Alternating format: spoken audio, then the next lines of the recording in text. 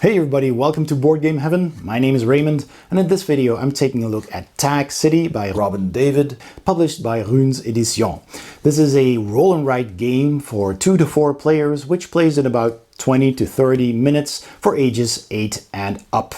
Now, before I start explaining how to play the game, I'd like to point you towards my Patreon page, because if you'd like to support what I do, which is greatly appreciated, you can do so for as little as just $1 a month or more, and in return you'll get early access to all of my videos, access to some Patreon exclusive posts, as well as your name in the credits of all of my videos. And please also click the subscribe button, because that really helps. YouTube tells me that only about 3% of all the views that my channel gets come from actual subscribers. So if more people that actually visit my channel would hit the subscribe button, I could grow my channel by quite a lot. And that is very much appreciated and is free. All right, let's get started. So let's take a look at the box. Tag City, it says here, by Runes Edition. There's mostly art on the cover, so it's kind of hard to make out the title even, because it doesn't really stand out as the title. But yeah, this is the front. It's different. It's not too big of a box, and on the back it tells you a little bit about the game. The steps in which you play, basically. It's for 2 to 4 players, ages 8 and up, plays in about 20 minutes, with a little bit of a background of what the game is about. Well, let's open up the box. Okay, so here is a leaflet with all the rules. As you can see, it's just a very small rule book. So that should be pretty quick to learn and quick to teach. And of course, another one in French. And then here are the tokens. So we've got all kinds of different tags, which is pretty cool. I kind of like the theme here. These are, tetroid shapes, but all of them have a different tag. There's even a spray can. This is cool. So we have this spray can. I think that's probably the current player token or something. That's pretty funny. So we have that, and all of these. So yeah, there's a lot of empty space here. So there's not a whole lot of these tokens, but they are pretty cool. They're all different, very colorful. So you have that. Then you got these, this is the headquarters board, where you can put the tokens and dice.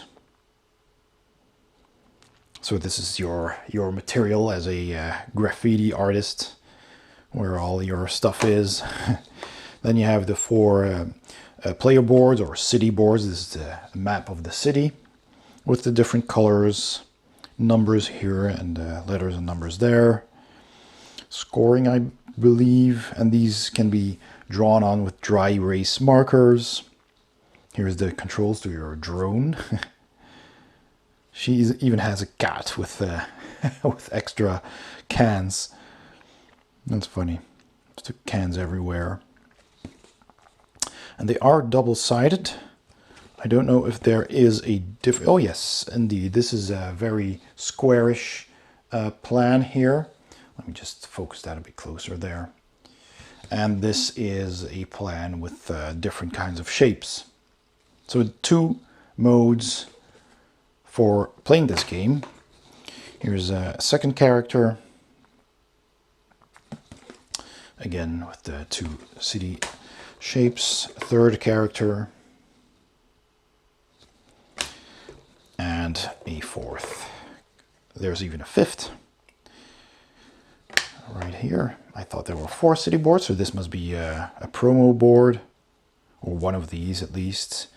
Thinking the blue one, because when I'm looking at the rule book here, it has a pink, and orange, a green, and a yellow one. So not a blue one. So that's pretty cool. We get a 5th one. And I really like the insert here as well. It's not much of a functional insert, but it has the tags in it as well. It's very nicely illustrated. That's pretty cool. And all of this rests on these two platforms. So, you know, most of the package is just this. This is most of what is in the box. And of course you need dice. So we get 5 of these D6s, just black with white pips. And we get 4 dry erase markers that also have an eraser on the top. So yeah, that's pretty much it. So you can put your marker in there as well. So there is quite a bit of empty room in this box. I mean, yeah. But it does look very nice and colorful. So yeah, let's explain the rules. To set up a game of Tag City, take the headquarters board and put it in the middle of the table. There's an A side, which already has 6 shapes of tags printed on the board and 3 shapes in the middle. And the B side is the advanced mode, which does not have any shapes printed except for the 3 in the middle, which are always the same. And then you can put the tags, the corresponding tags, on the board. And if you chose the A side, you've got these 6 shapes, and you can just put them on the board where it tells you to, because certain shapes are in between certain numbers. So you can put them on the board like so. And if you pick the other side of the board, you can pick 6 shapes of your choice from these shapes. And there's also 5 other shapes that you can choose from here that you can mix up in the B side of the board. But if you're choosing the A side, everything is predetermined like you see here, and you won't be using these. So put all those tokens, all those tags on the board like so, and then give the spray can first player token to one of the players. And that will be the starting player, and they take the dice. And the number of dice you're using is equal to the number of players plus 1. So if you're playing a 3-player game, you take 3 dice plus 1 and put the remaining 1 back in the box. Every player picks a character board. There's 5 in the game. The maximum number of players is 4, but there's 5 just so you can pick from your favorite color. So you just pick one of those and put that in front of you, and everybody decides which side they want to play. Again, side A, it's marked over here in the top left, has squares, so that is a simpler city. But if you're feeling more adventurous, you can also flip it over to the B side and have more irregular shapes of city blocks. But whichever you choose, all players need to have the board turned on the same side. Give every player a dry erase marker as well. And now you're ready to play. Let's explain the rules.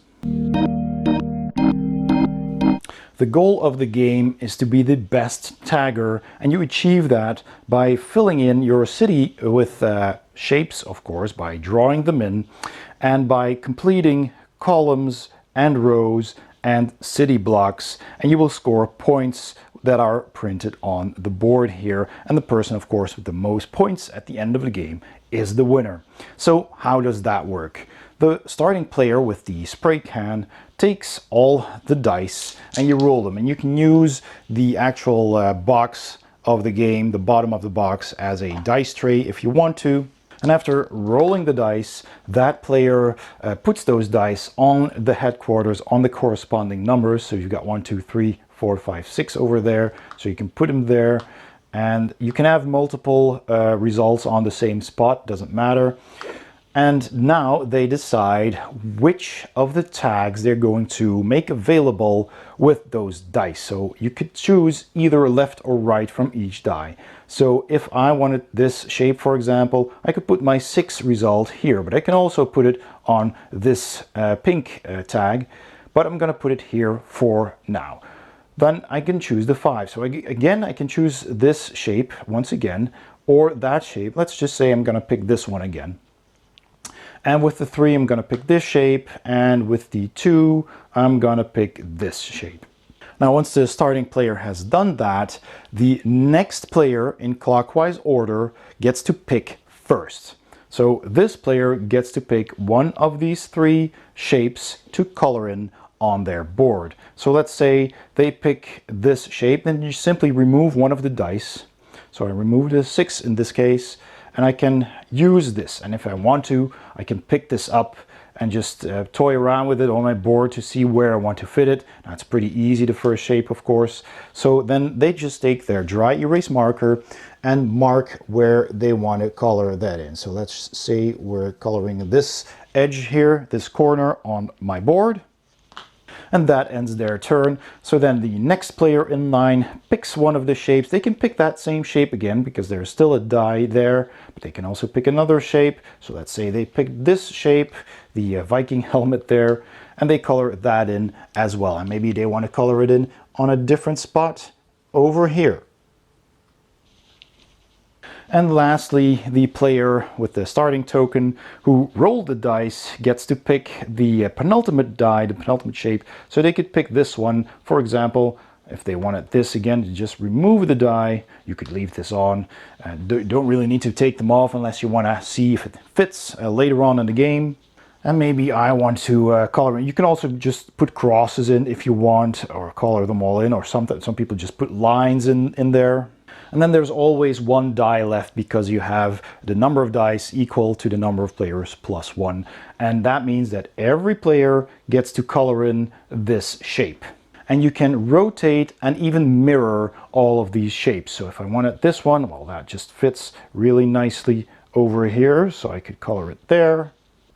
And maybe this player wants to color it in over here like that.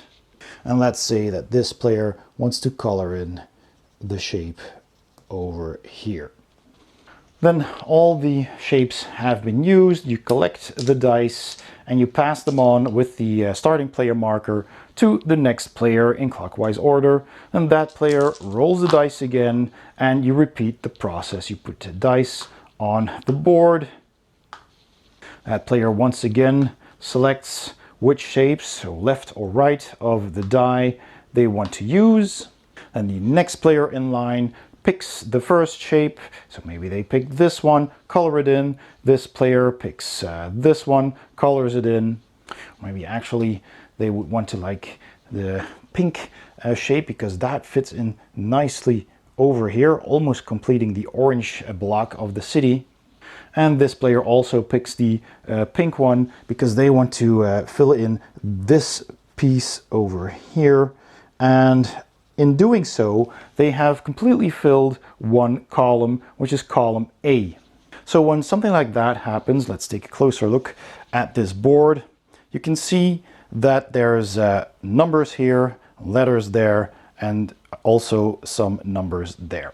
So in this case, this player filled column A. They immediately call that out on their turn. Look, I've completed column A.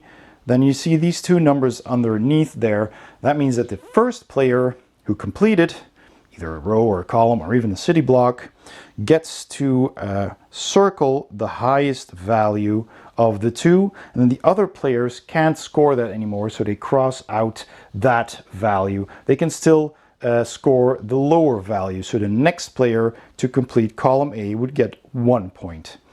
Same goes for the rows. If you complete an entire row, you can announce, hey, I've filled row 2, for example. Then you circle that higher value. The other players cross out that value and they can still score 2 points from that same row. And should you fill an entire block, so for example on this turn, this player manages to fill in a shape here, so maybe they have this shape like this, then they fill in an incomplete colored city district, and that means that they can tell people that they filled in the orange district, and again they circle the higher value here, which is 8 points in this case, and the other players have to cross out the higher value there. So each player does that, etc. So that is all pretty straightforward. But aside from picking a die and its corresponding tag shape, You can also use a drone. So you've got this Tag City drone here. This is your remote control, which is printed here on your board. And you will see that it has several negative values. So it has a -2, 3, 4, 5, and 6 values there. Now, whenever you use a drone, it's basically considered cheating. You get negative points. So if I use my drone for the first time, I circle the first value here, which is -2. That gives me -2 points. But with the drone, I can pick any shape on the board. So if there's a shape left that I just can't or do not want to use, I just want to use something else, then I can use the drone, circle that number, and pick any shape that I want, including the 3 smaller shapes in the middle, which can sometimes be used to fill in a hole that you can't fill with any of these bigger shapes. And that might come in handy if you want to fill a certain district and score those points. You do get the minus points, so you have to do a little bit of calculation to see if the end result is beneficial. A third action you can do is to basically pass. You still pick a die from the board, so if were 2 left like this and I was the last one to pick a die, I still get to pick one of these, so I might want to pick this die, leaving that one for all of us, and then not draw that shape, but instead I pick one of these icons.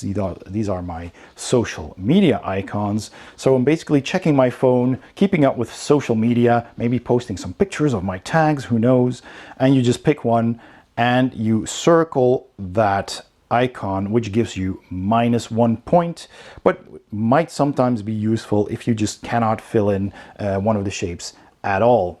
And then all the other players again cross that one off, so they can't use that anymore, except when the last common shape is used and all 3 players simultaneously draw that shape. If you decide to pass then, and another player also decides to pass, then you both just circle that social media icon and the remaining players cross them off. The same goes when using a drone. You still remove one of the dice, but you get to pick any shape you want.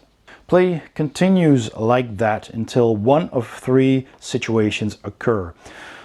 The first is that all of the high values of the columns, the rows, and the districts have been circled or crossed.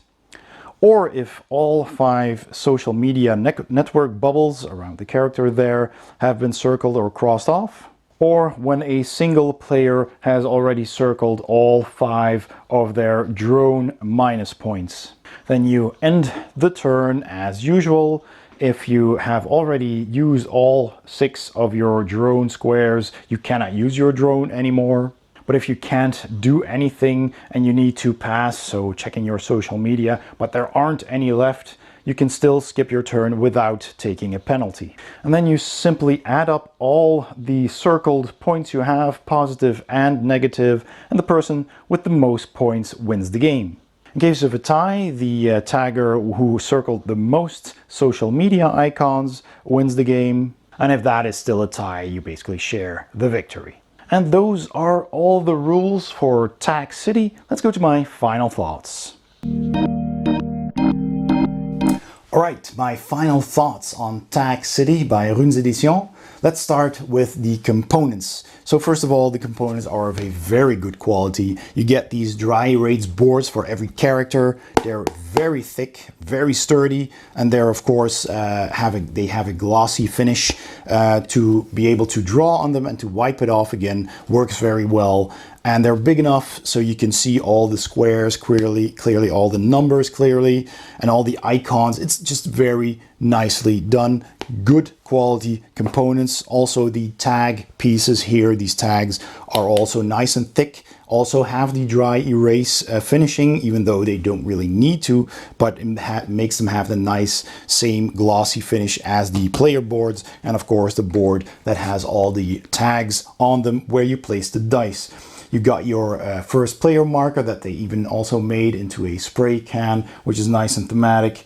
You get 5 of these black chunky dice. They're big enough, they're rounded, and yeah, so basically just your standard dice, but I like that they're rounded, they roll better. You've got your 4 dry erase marker with a little felt tip so you can wipe off any mistakes you made, and that works well as well. So you get 4 of those, 1 for each player. And I do like the fact that the box isn't bigger than it needs to be. It's just the size of a player board, and that's really it. So it's nice and compact. And they even bothered to make the insert illustrated. So it's a really nice looking insert that doubles as a dice tray should you want to use it. So that's also really cool. The illustrations are amazing. I really like the art on these. I like the characters. They're very colorful. They've got a nice comic book style.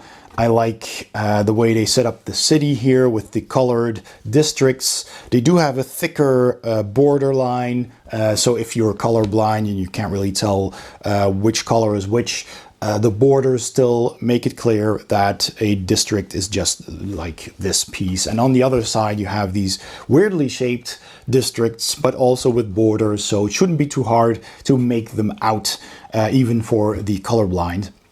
So that's good. Otherwise you just have the numbers and the letters of the columns and the rows and the points you can score, and all of that I think is very nicely done. I do like the tags a lot. You have these little shapes with the tags on them that fit into that shape in different colors, different styles, and that is really nicely done as well. So that also brings me to the theme. I do like the theme a lot. This is something you don't see very often, a modern theme, graffiti artists tagging the city, which could be seen as vandalism, but in this case it's a game of being the best tagger in town, and I kind of like it. It's unique. It's something you don't see a lot or at all, really. So that fits with a roll and write, because you're literally writing down stuff, and in this case you're tagging with your spray cans and making these fun shapes in your city grid. So thematically I think that works really well. And there's even a fun thing that I noticed, is that if you take the dice and you roll them, it's like you're shaking a spray can. So that might be unintentional, but I did like the idea of actually shaking your can and then picking a tag to spray in town. So I think thematically they chose a very cool theme that works very well for this game. So let's continue to the gameplay. It plays for 2 to 4 players. I found that it plays more or less the same, because basically the same game, you do the same things, but with a 2-player game it gets a little bit more competitive because you're paying attention to the other player's board. And in a 3 and a 4-player game you do that as well, but in a 2-player game there's only one opponent, so you're doing everything you can to thwart their plans, because the person who gets the spray can and rolls the dice gets to pick which tags are available with those dice. You can place your dice in between and then choose either the left or the right tag that becomes available to all players, but it's the next player in line who gets to choose first, and then the next, and then the next, and then finally the person who rolled is the last player to pick a tag. And then of course there's 1 die left, and all the players draw in the remaining shape. Or you can use your drone and just pick any shape, or even one of the smaller ones to fill in some holes that you left.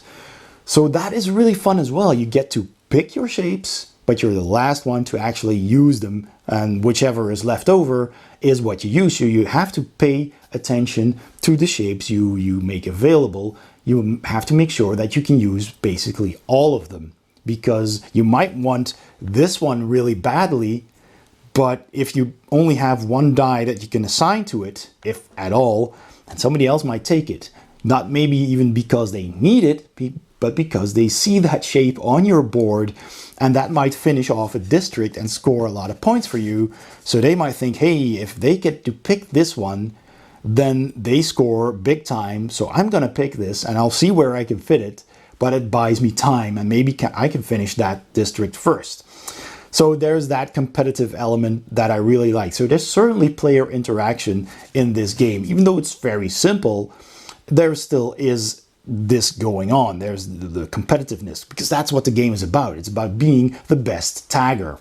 And I think that works really well. And it works well in a 2, 3, and 4 player game just as well. And you can be really competitive, or you can just try to, see if you can finish up a shape first, a city block, or a row, or a column. And I also like that this board is double-sided. So on this, the basic game, you have these 6 shapes that are already printed on the board. So those are the shapes you put down. And you have the wild cards in the middle. But on the other side of the board, they are not printed on the board, except the 3 small ones in the middle. Those are always fixed. Those are always the same. But you can choose any tag shape that you want. So you have these 5 extra shapes that also come with the game that are a little bit more difficult. You have this plus here, which is not an easy shape to make. You have this odd looking shape, and you have this staircase, as I call it, which is also, these are difficult, more challenging shapes, and you want to make sure that you can fit them on your board, because if you tend to think in your typical Tetris shapes, like the standard L, but that shape isn't actually in the game. You have this L, but it's a bigger L than the standard Tetris one, and you have this kind of S or Z-shaped shape. The only ones that are really in regular Tetris are these two, the smaller S and the small T, if you will. And then you have a U, and you have all kinds of weird shapes. So it takes a little bit of getting used to the shapes. You really have to pay attention, but it does help that you can actually take them off the board and put them on your board to see where can I fit this if you have a little bit of trouble with that. Although, don't do it before you pick, because somebody else might pick it before you get a chance, because then they can see what you're up to. But just when you're deciding, when it's your turn to pick one, you could just pick them off the table here, off the board, and see where you can fit it if you need a little bit of help with that, and then draw it in and put it back. So that's also a nice touch that you can actually do that. But I do like this side of the board where you can just mix and match the shapes and just put on whatever you want to make it a little bit more challenging. So the replayability is also very good. You have the 2 sides of the player board with the square or the rectangular city blocks, and here with the irregular shapes. So that makes it also a little bit more challenging to be the first to fill a city block. I also like the fact that you can mix and match your shapes. You have the regular and the advanced mode. And it's a quick game. It plays in about 20 minutes, maybe half an hour, depending on the number of players. And it's fun. And you're just drawing in your shapes and counting your points. And that's it. And after you're done, you decide who won. And you might want to go again. So you can play it again, but with different shapes. Or, with this side of the board instead of this side of the board. Just mix it up every time you play. So I think that for a roll and write, this has a really good replayability, because you can actually change what you're drawing and the shapes you're drawing it in. So that's unlike other roll and writes where you have the same kind of grid every time, or the same kinds of shapes every time. So I really like that. It's also, of course, a part of the gameplay, but replayability is very good. So that also gets a thumbs up for me. So far, everything I like about this game. And finally, there's the language dependency. This game is 100% language independent. You get French and English rules in this version of the game.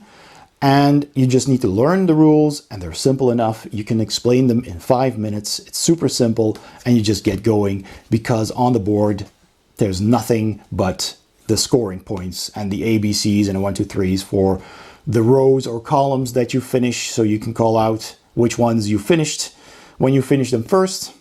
And otherwise, it's just numbers and shapes. So that is really well done. Also, thumbs up. So in the end, I was very much surprised by how fun this game is. I like roll and writes in general, but this is just so unique and so fun and pretty competitive. You're really paying attention to other players' boards as well, which you don't always do in other roll and writes.